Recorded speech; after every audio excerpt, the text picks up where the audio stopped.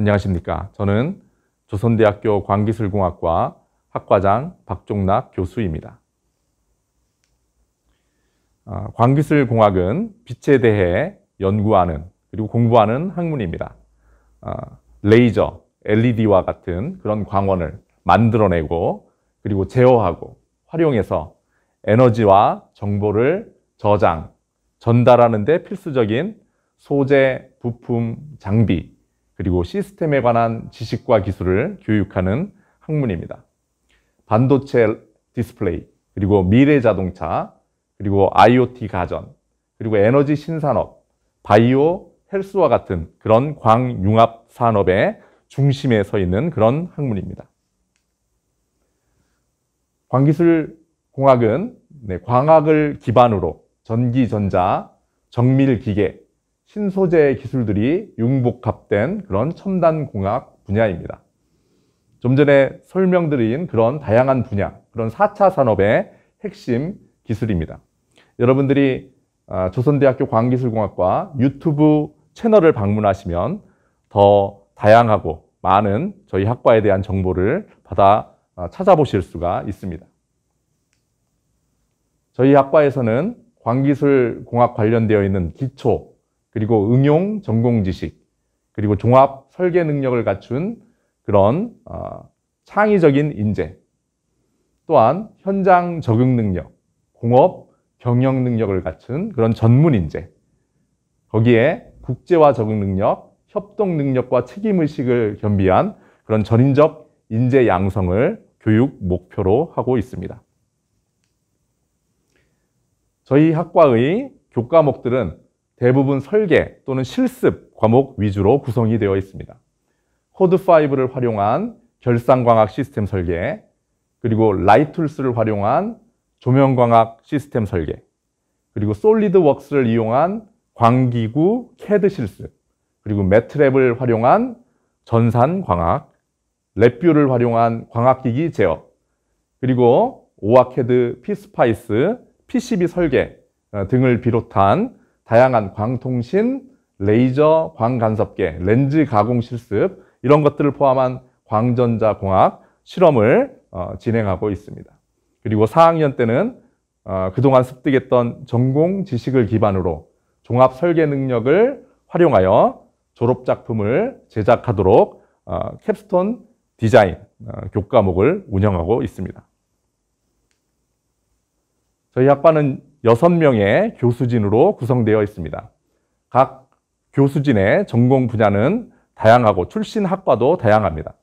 레이저 분광과 계측을 전공하신 김진태 교수님, 그리고 레이저 설계와 비선형광학을 전공하신 김현수 교수님, 그리고 광응용 레이저 광학 전공인 저, 그리고 광섬유 응용공학을 전공하신 안태정 교수님, 그리고 나노 광전자 소재 및 소자, 반도체 공학을 전공하신 권민기 교수님, 그리고 광학계 설계 및 3차원 광계측을 전공하신 주기남 교수님, 이렇게 6명으로 구성되어 있습니다.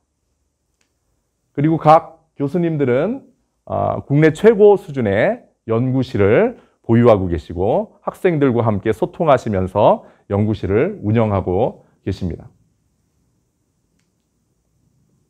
저희 학과는 실무, 실습 위주의 교과목 이외에도 다양한 실무 교육 프로그램을 운영하고 있습니다.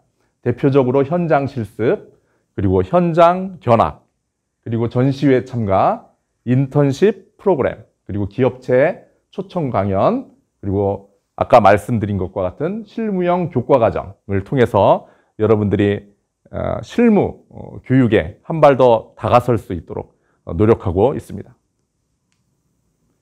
학년별 교과 과정을 간단히 요약해서 말씀드리도록 하겠습니다. 1학년 때는 공학 기초와 광기술 기초에 대해서 학습을 합니다. 그리고 2학년 때부터 전기전자 기초, 그리고 광기술 응용, 그리고 광센서 기초, 그리고 반도체 기초에 대해서 공부하고요. 그리고 3학년 때 광기술 심화, 그리고 광기술 응용, 전기전자 응용, 그리고 광센서 응용, 반도체 응용, 그리고 3학년 2학기, 그 다음에 4학년 1학기, 2학기 과정을 거치면서 광기술 실무에 대해서 심화 학습을 하도록 하고 있습니다. 졸업생들의 주요 취업 기업에 대해서 소개해 드리도록 하겠습니다. 저희 학과 졸업생들은 정말 다양한 분야에 취업을 하고 있습니다. 광정밀기계 분야, 그리고 광의료 분야, 그리고 반도체 디스플레이 분야, 그리고 조명, 그다음에 광통신 분야, 광학기기 분야, 그리고 방산업체 등이 대표적인 취업 기업이 되겠습니다. 기업체 이외에도 저희 학과 졸업생들은 한국광기술원, 고등광기술연구소 등 광기술과 관련되어 있는 연구기관, 그리고 유관기관에 근무하고 있습니다. 저희 학과는 전기, 전자 계열의 학과입니다. 그래서 광학기사를 비롯해서 전기기사, 그 외에 다양한 기사 자격증들을 취득하실 수가 있습니다. 광주 광기술의 요람, 그리고 대한민국 광기술의 요람에서부터 시작해서 이제 세계 광기술의 중심에 설 수 있는 학과가 되도록 더욱 열심히 노력하겠습니다. 여러분, 감사합니다. 네, 안녕하세요. 조선대학교 공과대학 광기술공학과 김진태 교수입니다. 조선대학교는 광주시가 지역 특화 산업으로 광산업을 육성하기 위해서 21세기 최고의 첨단 과학 산업도시로 도약하고자 2000년부터 국책사업으로 광산업을 추진하는 것에 발맞춰서 광산업을 특성화 분야로 지정하고 광산업 발전의 주도적인 역할을 담당하기 위해 학과를 2000년에 설립하였습니다. 광기술공학과는 광원을 생성, 제어, 활용하여 정보를 저장, 전달하는 데 필수적인 소재, 부품, 장비, 시스템에 대한 지식과 기술을 교육하는 학과입니다. 첨단 융복합 산업 분야에서 중추적 역할을 담당할 광기술 전문 인재를 양성하는 전국 유일의 광기술 특화 학과입니다. 현재 광기술공학과는 전국 최고의 광기술 전문가 6분의 교수님으로 구성되어 있습니다. 벌써 학과가 설립된 지 20년이 되었습니다. 20년이 된 이후로 우리 학과는 조선대학교 내에서 많은 역할을 하였고 대한민국의 광기술 발전을 위해 중추적 역할을 하기 위해 노력하고 있습니다. 학생 여러분들이 대한민국 최고의 광기술공학 요람인 조선대학교 광기술공학과에 많은 관심을 가져주셨으면 합니다. 감사합니다. 우리과 교수님들의 학과를 생각하시는 마음이 남다르다고 생각됩니다. 우리과 이름이 아무래도 생소하다 보니까 다른 사람들이 잘 알기 어려운 경우가 많은데요. 이런 점을 해결하기 위해서 교수님들이 매년 노력하시고 계시고 광기술공학과 입학하고 나서도 학우들의 성적, 취업뿐만 아니라 다양한 고민들을 듣고 소통하기 위해 항상 방문을 열어놓으시고 계십니다. 반도체, 광학, 센서, LED, 전기전자, 레이저, 광섬유 등 다양한 전공들을 쉽고 재밌게 배울 수 있습니다. 또한 취업에 직접적으로 관련된 프로그램들을 사용하고 배워봄으로써 취업할 때 필요한 능력을 광기술공학과 재학 중에 기를 수 있습니다. 평소에는 학교 내에서만 배우다가 실제 기업이나 산업에서 응용하는 것들을 직접 눈으로 관찰하는 우리과의 전공 관련한 산업 견학 프로그램도 다녀오게 됩니다. 정말 이해도 잘 되고 배우는 폭도 넓어지게 되더라고요. 학생회에서는 주로 교내 전반적인 행사 및 과 학우들을 위한 복지 활동을 하고 있습니다. 시험 기간에 지친 학우들을 위해 간식 행사, 무비데이 등 다양한 활동을 학생회에서 진행해 주어 많이 힘이 나게 되더라고요. 이외에도 MT, 체육대회, 축제 등 선배, 동기, 후배들과 친해질 수 있는 자리를 마련해 주어 지루하지 않는 학교 생활과 좋은 추억을 많이 쌓게 되더라고요. 광기술공학과에 대하여 재학생들뿐만 아니라 모든 사람들이 알 수 있도록 조선대 광기술공학과 유튜브가 개설되어 있습니다. 거기서 전공 지식, 관련 기업 등의 정보를 찾아볼 수 있으며 우리가 실험했던 전공 실험이나 이론 등을 찾아볼 수 있습니다. 또한 수업 시간에 배웠던 실험, 이론 등을 다시 복습할 수 있는 용도로 사용할 수 있습니다. 그래서 저는 유튜브를 구독하여 매일매일 찾아보고 있습니다. 또 교내 및 학과에서 운영하는 정보를 알 수 있도록 페이스북 광기술을 친구 추가하시면 다양한 정보를 알 수 있습니다. 먼저 광기술공학과를 졸업하게 되면 크게 4가지 분야로 취업이 가능합니다.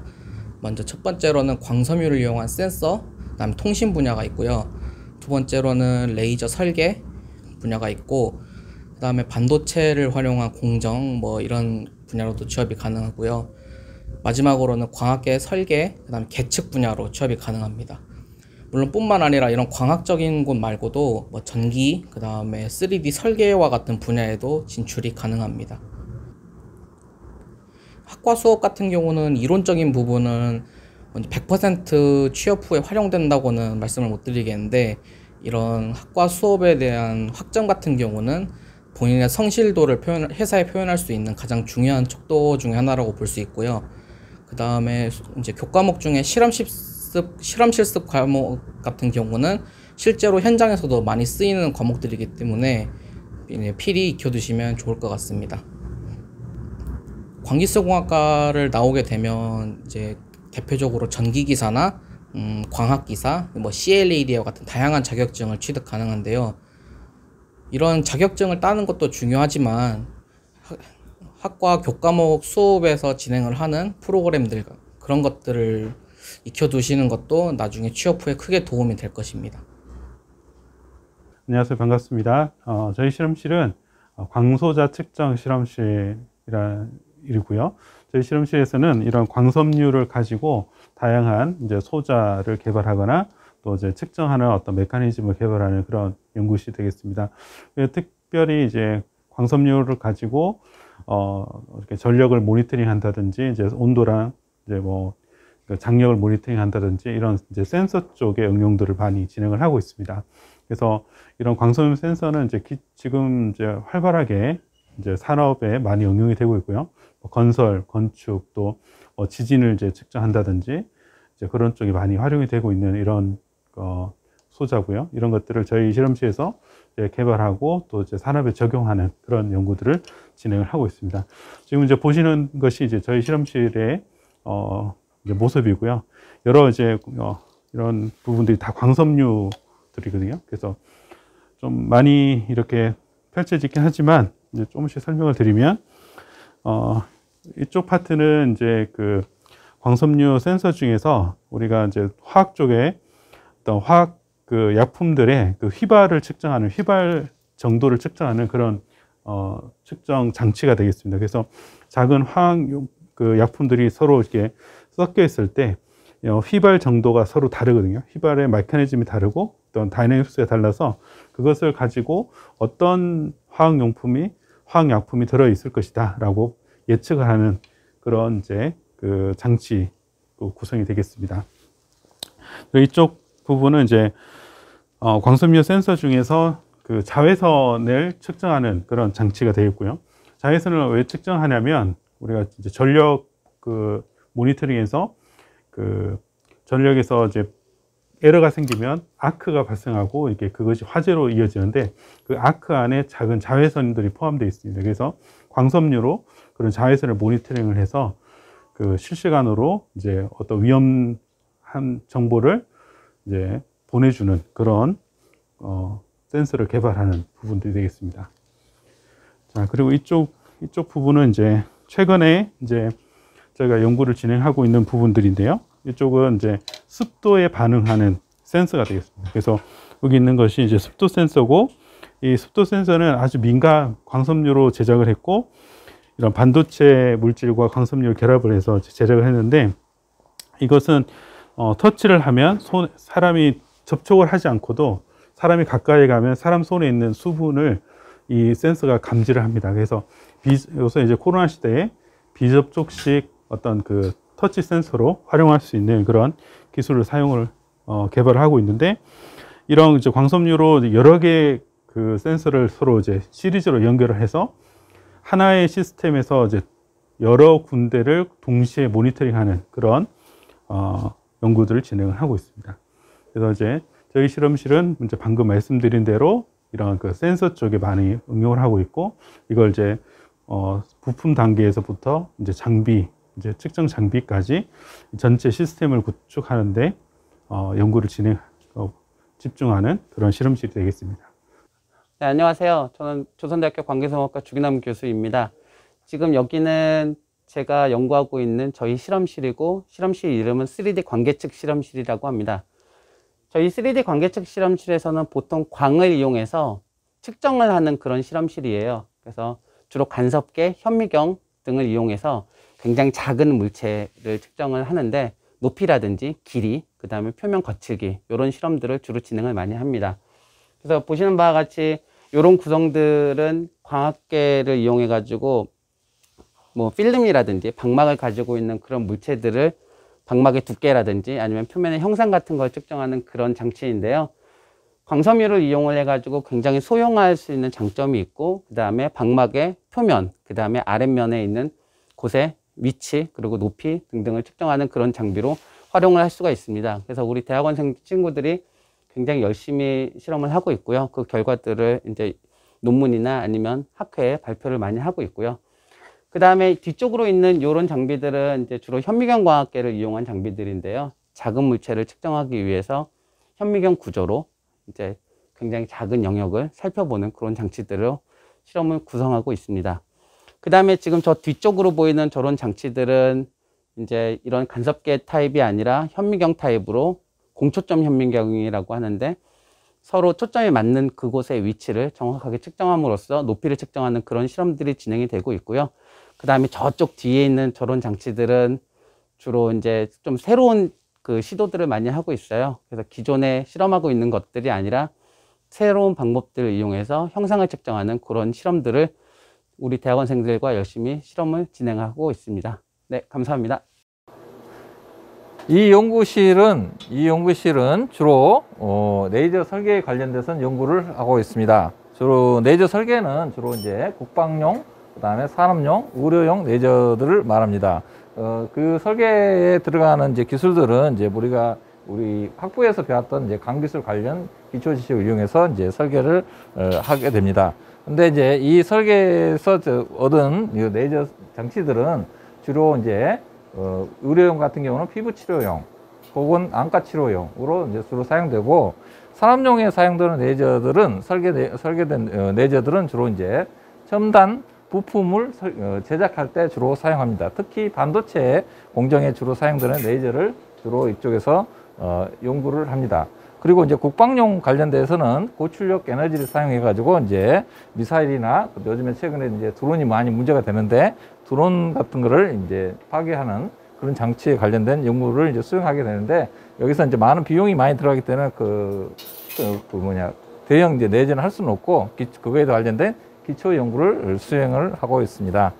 네, 조선대학교 공과대학 광기술공학과 김진태 교수입니다.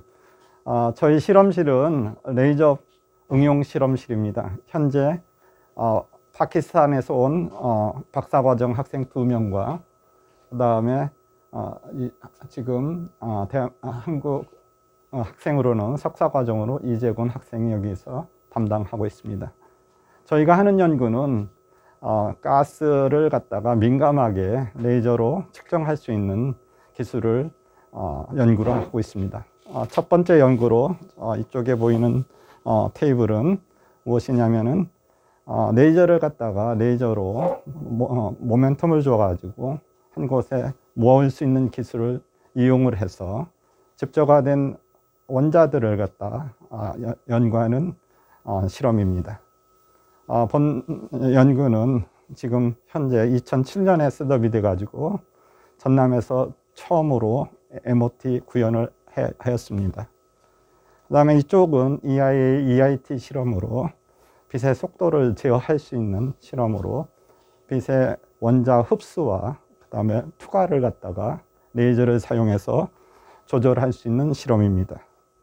현재 피지컬 리뷰 A 등 많은 연구 업적물들이 출간되고 있습니다. 그 다음에 이쪽은 이재곤 학생이 담당하고 있는 변조 전달 분광학 실험 셋업입니다. 현재 링크 사업단과 공동 연구를 하기 위해서 업체를 포함해서 같이 가스 측정 연구를 수행할 예정입니다. 그래서 저희 연구실에서는 자체 제작된 레이저들, 그 다음에 회로 그런 것들을 공급할 수 있기 때문에 학생들의 창업에 도움이 될 수도 있습니다. 그래서 본 연구실에서는 매우 순수한 기초과학과 응용 학문들을 동시에 연구함으로써 대한민국 기초과학 발전과 공학 발전을 위해서 헌신하고 있습니다. 또한 저희 실험실에서 하고 있는 사업 중 하나는 우크라이나와 공동 연구를 통해서 정보 저장, 디스플레이, 패턴 인식 등에 대한 연구를 수행하고 있습니다. 불행히도 코로나로 인해 작년부터 우크라이나에서 연구원이 올 수 없게 돼가지고 실질적으로 그 연구원이 코로나를 걸려가지고 많은 고통을 겪고 있습니다. 그렇지만 저희는 이메일을 통해서 공동 연구를 현재까지 수행하고 있으며 이 많은 연구들이 향후 대한민국 과학 발전에 많은 도움이 되기를 바랍니다. 감사합니다. 네, 반갑습니다. 오늘 시간에는 우리 광기술공학과에서 3학년 수업 중에서 필수 과목이면서도 또 이제 그 핵심적인 그런 그 실험들을 다뤄보는 광전자 공학 실험 시간이 되겠습니다. 이 시간에는 이제 우리가 1, 2학년 때 이제 기초적인 어떤 광학 기술에 대한 전반적인 걸 학습했다면 이제 3학년 실험 시간에는 좀 더 고급 실험들을 이제 주로 다루게 됩니다. 그래서 실무에서 직접 사용할 수 있는 기술들을 좀 위주로 다루게 되고요. 그 중에서 이제 광간섭계라든지 또 광섬유를 광통시에 사용하는 또 이제 광섬유를 어떻게 만들고 또 제작하고 또 그걸 가지고 어떻게 활용하는지 그런 것들을 학습하게 됩니다. 그래서 이제 광섬유를 다루는 부분에서는 이제 가장 먼저 하는 것이 이제 광패치 코드라고 하는 건데요. 여기 지금 앞에 보여지는 것이 다 광섬유 이 패치 코드가 되겠습니다. 여기 지금 광섬유가 되고 이걸 가지고 이제 패치 코드 형태로 만드는데, 패치 코드라고 하는 것은 광섬유와 광섬유를 이게 지금 광섬유가 너무 얇잖아요. 이게 이제 두께가 한 900 마이크로 정도 되는데, 이게 광섬유를 벗기게 되면 120 마이크로 정도 돼요. 그러면 그 작은 머리카락보다 더 작은 광섬유를 두 개를 연결할 수 없기 때문에 이걸 이제 커넥터 형태로 만들어 줘서 이걸 서로 연결해 주는 그것을 패치 코드라고 합니다. 그래서 이제 뒤에 보시면 이제 패치 코드를 만드는 그런 과정들을 이제 설명을 해 드릴 거고요. 그리고 이제 이걸 가지고 그럼 광섬유를 패치 코드를 만들지 않고 광섬유와 광섬유를 이렇게 완전히 이렇게 결합해 주는 방식이 있습니다. 그걸 이제 광융착이라고 하는데, 여기 앞에 보이시는 것이 광융착기가 되겠습니다. 그래서 광섬유와 광섬유를 연결을 해서 아주 강한 아크로 열을 준 다음에 그걸 완전히 광섬유를 붙여주는 그런 과정이 되겠습니다. 그래서 이건 실제로 이제 우리 광케이블이 이렇게 끊어지거나 했을 때 기술자들이 직접 연결하는 그런 장비들이 되고요. 이런 것들을 이제 실무적으로 여러분들이 다 만들고 이제 다뤄보는 시간을 가지게 됩니다. 그리고 저기 이제 뒤에 보시는 것은 광섬유 센서인데, FBG라고 하는 게 있어요. 광섬유 안에 아주 작은 이제 광섬유의 굴절률 변화를 주기적으로 줘서 특정한 빛의 파장만 반사를 시키고 나머지는 통과시키는 그런 광섬유 디바이스가 있는데, 그걸 FBG라고 부릅니다. 그래서 그 FBG 센서, FBG를 가지고 온도가 바뀌면 그 반사되는 파장이 바뀌어서 그 파장을 모니터링해서 온도를 측정하는 그런 기술이 되겠습니다. 그래서 그런 이제 센서의 가장 기본적인 원리들을 저기 뒤 실험에서 광섬유 센서 실험에서 이제 직접 다루게 되고요. 그 다음에 저기 또 뒤에 보시는 것은 이제 광섬유의 누메리컬 레퍼처를 측정하는 방식인데, 그건 뭐냐면 레이저 광원에서 광섬유로 빛을 넣어주고 싶은데 어떻게 하면 가장 효과적으로 넣어줄 것인가? 이제 그것을 이제 실제로 실험을 통해서 확인하는 것이 되겠습니다. 그래서 광원에서 나오는 빛이 우리가 광섬유가 워낙 작으니까 그 작은 광섬유에 어떤 각도로 넣었을 때 가장 효과적이고 어떤 각도를 벗어나면 들어가지 않는지 그것을 이제 확인하는 것이 뉴메리컬 레퍼처를 측정하는 것이 되겠습니다. 그런 것들이고요. 여기 보여주는 것은 이제 3D 프린터인데 얘는 이제 보통 우리가 3D 프린터는 직층형이거든요. 위에서부터 필라멘트를 녹여서 위에서부터 측정하는 그런 방식인데 저희가 이제 그 광기술을 통해서 이제 그 3D 프린팅 하는 기술은 밑에서 레이저가 나오고 그 레이저 파장이 400나노미터 정도는 이제 아주 짧은 파장의 레이저가 이제 밑에서 와요. 밑에 이제 레진이라고 해서 그 폴리머 이제 액체가 밑에 있고요. 그것이 밑에서부터 점점점 레이저로 통해 가지고 레진을 만듭니다. 그래서 그렇게 경화를 시키면서 이렇게 측정이 되면서 이런 최종적인 이런 3D 프린터가 돼요. 측정형은 밑에서부터 이렇게 올라가는데 반대로 여기는 위에서부터 만들어져서 아래쪽으로 내려오는 최종적으로 이런 조형물들을 만들어내는 기술이 되겠습니다. 여기 안에서도 레이저 기술하고 그리고 레이저를 이렇게 스캐닝하는 미러 이제 스캐닝하는 그런 기술들이 다 들어 있습니다. 그래서 이걸 통해서 레이저가 어떻게 활용이 되고 또 그걸 통해서 어떻게 실제적인 그런 산업에서 사용이 되는지 그런 것들을 학습하는 그런 수업이 되겠습니다.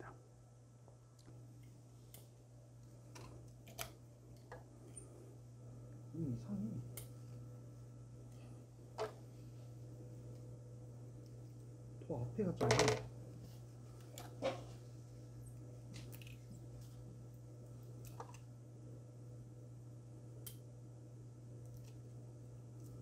좀 이것은 이제 광섬유를 끝단을 이렇게 깨끗하게 잘라주는 이게 클리버라고 하는 장치고 이게 클리빙을 한 다음에 반대쪽도 이제 융착기에 장착을 하고 닫습니다. 그리고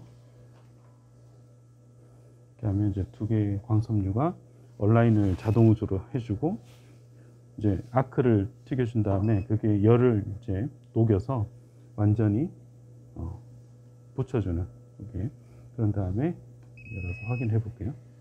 확인해 주세요. 자, 이 두 개가 완전히 붙은 거 보이죠? 네. 그래서 그런 식으로 해주는 것을 이게 융착기, 광섬유 융착기라고 하고 이렇게 해서 융착된 광섬유가 되겠습니다. 자, 오늘은 오늘 디지털 시계 만든 것에 대해서 해보도록 하겠습니다. 그동안 이제 우리가 RS 이제 회로를 이용한다든지 이런 걸 이용해서 카운터 회로를 그동안 구성해 봤는데 그것에 대한 응용으로 디지털 시계를 만드는 수업을 오늘 하도록 하겠습니다. 디지털 시계는 이제 보는 것처럼 발진 회로, 분주 회로, 카운터 회로, 디코더 회로, 푸시 회로 이렇게 이제 구성되어 있습니다. 여기 첫 번째 나와 있는 발진 회로는 이제 여기 나와 있는 것처럼 세 가지 방법에 의해서 이제 구현이 됩니다. 첫 번째 방법은 이제 가정용 220V 전원을 이용해 가지고 60Hz, 가정용 주파수에서는 보통 60Hz가 나오죠. 60Hz를 이용해 가지고 우리가 이제 이것을 이용해서 주파수를 발생시키고 그 다음에 그것을 이용해서 이제 디지털 회로를 만드는 방법이 있겠습니다. 그리고 이제 두 번째 방법은 이제 CR 발진 회로를 이용해서 하는 방법이 있겠습니다. 그리고 이제 세 번째는 이제 수용 발진자를 이용해 가지고 하는 방법이 있을 텐데 이 방법들은 이제 앞에서 여러분들이 이제 수업 시간을 통해서 배웠습니다. 그래서 이제 그것들을 이제 응용 방법으로 이것을 이제 디지털 시계를 이제 오늘 수업 시간에 구현해 보도록 하겠습니다. 반대로 갔네요. 자, 그러면 이거 미안합니다. 그러면은 이제 여기 그 앞에 이제 CR 대표적인 CR 발진 회로에 대한 이제 회로도가 여기 나와 있고 그 다음에 수정 발진자를 사용한 회로가 이제 그 앞에 나와 있습니다. 그리고 이제 그 다음에 이제 앞에 발진 회로에 대해서 이제 설명을 드렸고 그 다음에는 이제 분주 회로에 대해서 이야기하도록 하겠습니다. 분주 회로는 앞에서 얻은 이제 주파수를 이제 보통 주파수들이 좀 고주파수이기 때문에 그것을 좀 낮춥니다. 그것을 낮추는데 대신에 이제 우리가 디지털 회로를 쓰기 위해서는 이제 구형파로 구현을 해야 되기 때문에 구형파를 이제 구형하면서 동시에 이제 그 주파수를 낮추게 됩니다. 보통 분지 회로 같은 경우는 디지털 시계에서 사용하기 위해서는 이제 1초 단위로 이렇게 해야 되기 때문에 1Hz를 보통 만들어냅니다. 그리고 이거는 이제 앞에 거와 다르게 4020 이제 칩이 있습니다. 이 4020 칩 자체에서 구형파를 쉽게 만들어낼 수 있는 칩이 있어서 이것을 이용해서도 이제 우리가 이제 디지털 시계를 만들어낼 수가 있겠습니다.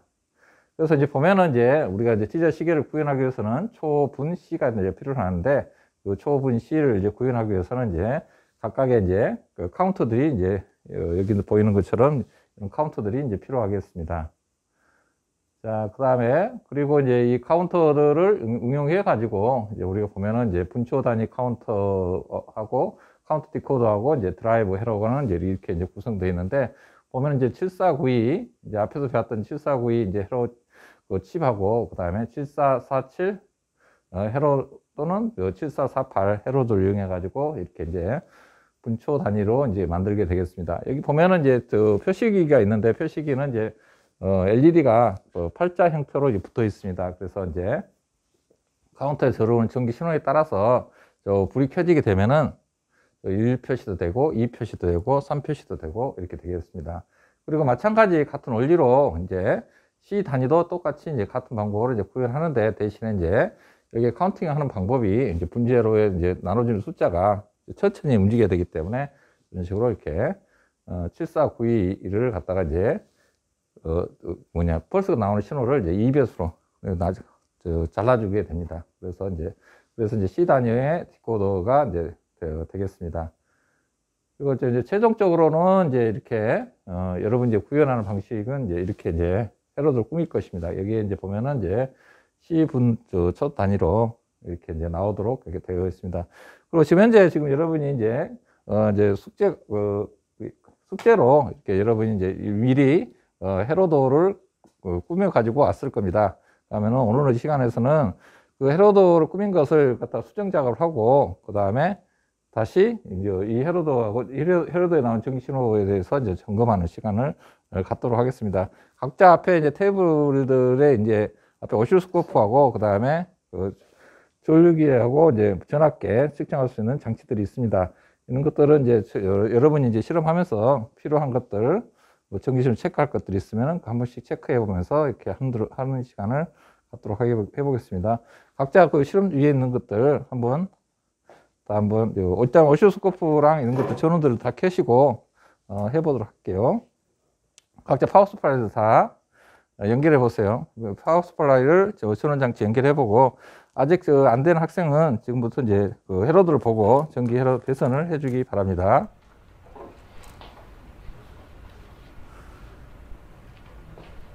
오실스코프 사용법은 여러분들이 이제 그전에 배웠기 때문에 뭐 이렇게 하는 방법은 좀 쉽게 할 수 있을 겁니다. 근데 이제 만약에 모를 것 같으면은 질문을 통해서 진행하도록 하겠습니다.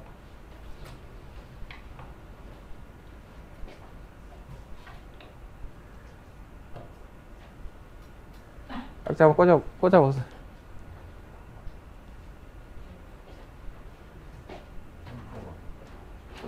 먼저 회로도를 다만 줄이 안 나오는데 회로도를 한번 체크해 보세요. 회로도를 한번 체크를 해보고 거기에 대해서 이제 한 번씩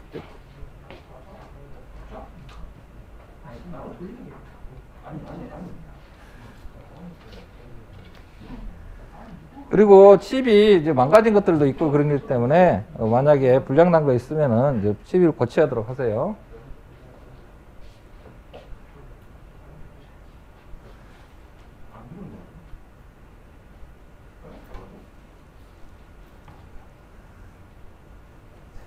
전화를 잘 안 되나? 여기 회로 일단은 개선을 해야 되니까 이렇게 개선 잘 해가지고 자 꽂아가지고 한번 연결해 보세요. 회로도는 잠깐만 회로도는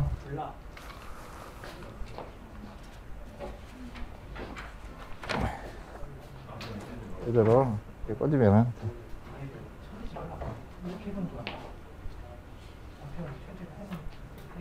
여기도 해서도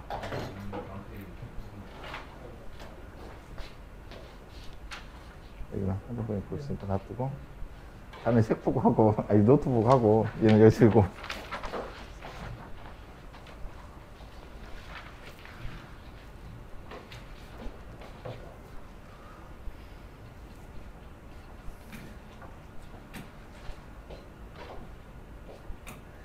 그 전압기 사용할 때 커먼드하고 전류 전압 그 꽂는 위치 확인하고 해요. 그렇지 않으면 망가집니다.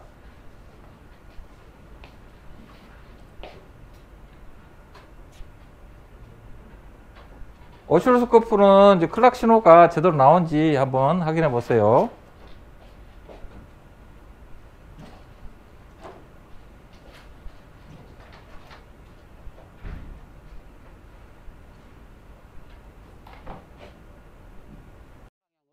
수차가 최소한으로 가는 방향으로. 그래서 수차가 최소한으로 가는 방향으로 계산을 한다라는 의미가 쭉 변화시키면서 수차를 줄여 나가는 거예요. 그렇게 되면 지금 보는 바와 같은 이런 것들이 많이 제거가 되는 결과를 얻을 수 있어요. 최적화는 나중에 다시 다루는 걸로 할게요. 지금은 하나 더 꺼내 봅시다. 이번에는 여기 뉴렌즈라고 하는 걸 다시 누르세요. 저장하지 않으셔도 돼요. 나왔습니까? 네. 다음을 눌러서 우리는 지금 블랭크 렌즈로 시작을 했어요. 블랭크 렌즈라고 하는 건 아무것도 없는 상태에서 시작한 거였고, 지금은 샘플 렌즈에서 시작을 해봅시다. 코드5가 여러 가지 렌즈들을 데이터베이스로 가지고 있어요. 그중 한 개를 우리가 꺼내서 실습을 해보는 겁니다. 다음을 누르세요. 눌렀습니까? 네. 누르면 굉장히 다양한 렌즈들이 나오는데 이 중에서 뭘 써볼까?